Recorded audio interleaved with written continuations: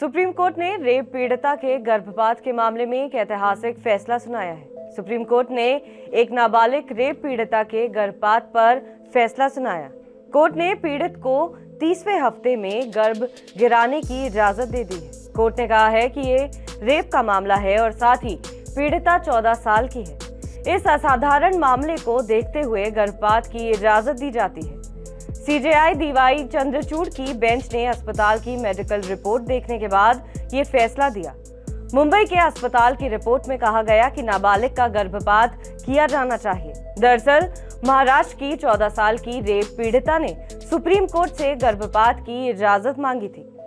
Supreme court ने Bombay high court का फैसला पलटते हुए पीड़िता के पक्ष में ये अहम फैसला सुनाया है। इस पूरे मामले में नाबालिग की मां ने जो याचिका दायर की है, उनमें बॉम्बे हाई कोर्ट के 4 अप्रैल 2024 के आदेश को चुनौती दी गई है। इसमें बॉम्बे हाई कोर्ट ने नाबालिग को अबॉर्शन की परमिशन नहीं दी थी। इस मामले में आईपीसी की धारा 376 और पॉक्सो एक्ट में केस दर्ज है। सीजेआई चंद्रचूड़ की बेंच ने बॉम्बे हाई कोर्ट का आदेश खारिज करते हुए नाबालिग की मेडिकल जांच का आदेश दिया था।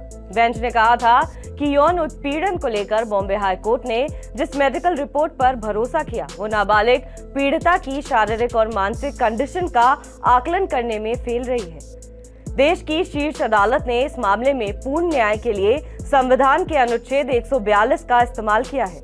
इस अनुच्छेद के तहत अपनी शक्ति का इस्तेमाल करते हुए सुप्रीम कोर्ट ने ये फैसला सुनाया है। साल 2022 में अमेरिका की शीर्ष अदालत ने गर्भपात को लेकर एक फैसला दिया था, जिसकी दुनिया में खूब आलोचना हुई थी। अमेरिकी शीर्ष अदालत ने गर्भपात के संवैधानिक अधिकार को खत्म कर दिया था। अमेरिका में इसको लेकर बहस चल पड़ी।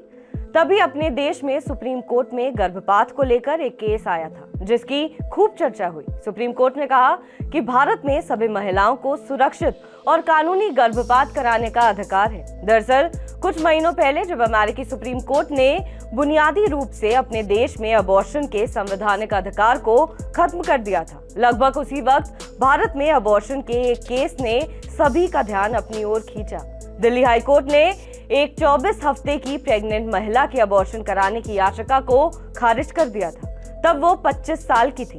महिला सुप्रीम कोर्ट पहुंची। सुप्रीम कोर्ट ने अबॉर्शन की परमिशन देते हुए कहा कि महिला अविवाहित है, इसलिए उसे अबॉर्शन कराने से रोका नहीं जा सकता है। लेकिन ये एक विषम परिस्थिति थी जिस पर सुप्रीम कोर्ट ने अपना फैसला सुनाया था। आखिर भारत में अबॉर्शन का कानून क्या कहता है, इसको लेकर क्या नियम है और किन विषम परिस्थितियों में सुप्रीम कोर्ट ने गर्भपात कराने की छूट दी गई। भारत में गर्भपात को नियंत्रित करने वाले कानून medical termination of pregnancy act 1971 के अनुसार कोई भी पंजीकृत डॉक्टर गर्भपात कर सकता है यदि गर्भावस्था में गर्भवती महिला के मानसिक या शारीरिक स्वास्थ्य को खतरा हो, भ्रूण के गंभीर मानसिक रूप से पीड़ित होने की संभावना हो या प्रसव होने पर शारीरिक असमानताएं हो सकती हैं। यदि कोई महिला 20 सप्ताह से कम समय से गर्भवती हो या उस महिला का गर्भपात एक डॉक्टर कर सकता है।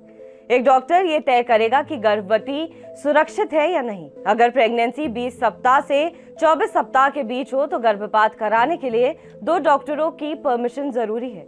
20 से 24 सप्ताह के बीच गर्भपात के विकल्प का उपयोग केवल कुछ महिला ही कर सकती हैं, जैसे बलात्कार पीड़िता, नाबालिग, मानसिक या शारीरिक रूप से बीमार महिलाएं। आसान भाषा में गर्भपात पर भारत का कानून ये कहता है कि 20 सप्ताह के कम के गर्भ के मामले में आसानी से गर्भपात हो सकता है। 20 सप्ताह से 24 सप्ताह के बीच गर्भपात के लिए तथ्य अहम होते हैं, उसकी जांच की जाती है।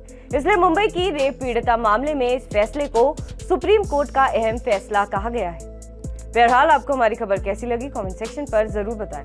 देश और विदेश की तमाम बड़ी खबरों के लिए आप देखते रहिए TV9 भारतवर्ष।